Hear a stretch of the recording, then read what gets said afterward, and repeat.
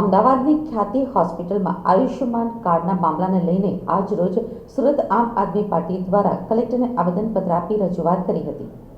ભ્રષ્ટાચાર રોકવા ખ્યાતિ હોસ્પિટલના સંચાલકો વિરુદ્ધ કડક કાર્યવાહીની પણ માંગ કરી હતી।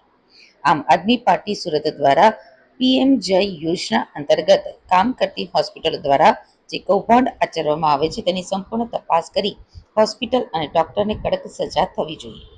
ઘણી બધી હોસ્પિટલનું પીએમ જય કાર્ડ પેમેન્ટ રેગ્યુલર આવે છે અને ઘણી બધી હોસ્પિટલનું પેમેન્ટ ઘણા લાંબા સમય સુધી આવતું નથી, તો આવું કેમ થાય છે એની તપાસ પણ થવી જોઈએ। સરકારી હોસ્પિટલોમાંથી ઇલાજ મફત કરવામાં આવે છે તો મા કાર્ડમાં શા માટે ઓપરેશન કરવામાં આવે છે?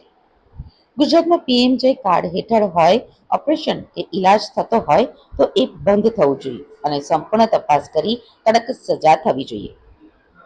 આ પ્રકારની વાતો આમ આદમી પાર્ટી દ્વારા કરવામાં આવી રહી છે અને સરકારને આ મુદ્દે જગાડવાનો પ્રયાસ કરવામાં આવી રહ્યો છે। ગુજરાતની 6.5 કરોડ જનતાને મફત ઇલાજ મળી શકે તે માટે દરેક સરકારી હોસ્પિટલમાં સાધનો, પૂરતા પ્રમાણમાં ડોક્ટરો અને દરેક તાલુકા વાઇઝ સંપૂર્ણ સુવિધાવાળી 200 બેડની હોસ્પિટલ બનાવવી જોઈએ, જેમાં દરેક બીમારીનો મફત ઇલાજ થવો જોઈએ। સરકારી પીએમજે યોજના અંતર્ગત કામ કરતી હોસ્પિટલો કે જેમાં યોજનાનો ગેરલાભ ઉઠાવે છે એની સંપૂર્ણ તપાસ કરી કડકમાં કડક સજા થવી જોઈએ।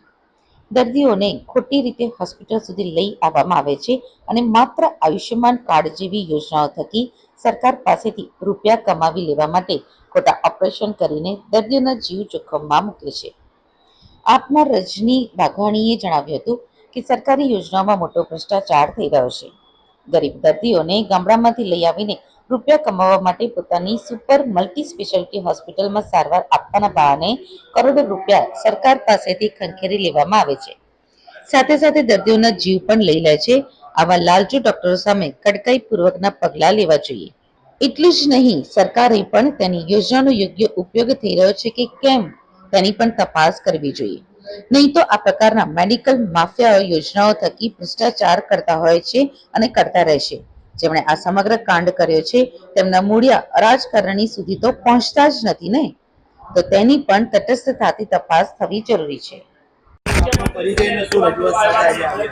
હજી હું રચના હિરપરા, દંડક વિરોધ પક્ષ આમ આદમી પાર્ટી। આજે અમે રજૂઆત કરવા આવ્યા છીએ કે અમદાવાદમાં જે ઘટના ઘટી છે ખ્યાતિ હોસ્પિટલમાં, જે 6-7 દર્દીઓને કાંઈ હતું નહીં છતાં પણ એમની સર્જરી કરવામાં આવી અને 2 લોકોના તો મૃત્યુ પામ્યા છે।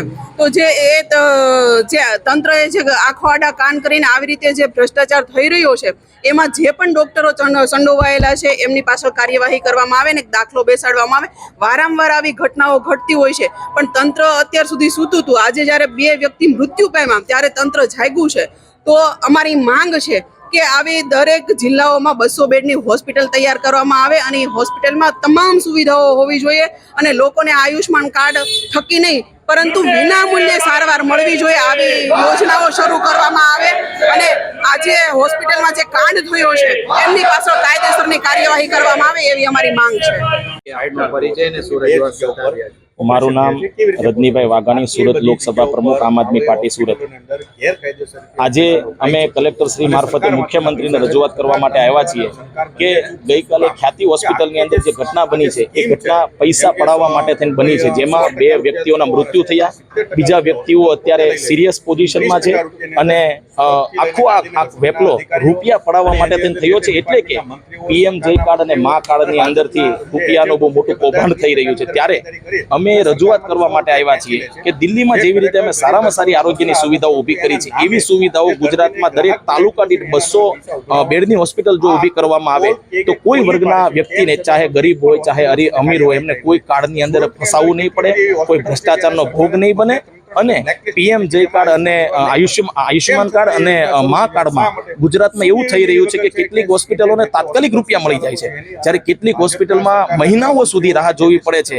જો એ હોસ્પિટલના સંચાલકો કે એમના ટ્રસ્ટીઓ ભાજપના નેતાઓને કે કમલમ કાર્યાલય હપ્તો પહોંચાડે તો જ એમને પીએમ જય કાર્ડ અથવા મા કાર્ડમાંથી રૂપિયા આપવામાં આવે છે। એટલે કે આ યોજના એ ભ્રષ્ટાચારી યોજના છે, બંધ કરી દિલ્હીમાં જેવી રીતે આરોગ્યની સુવિધા છે એવી સુવિધા ગુજરાતમાં ઊભી કરવામાં આવે એવી માંગ કરી રહ્યા છે।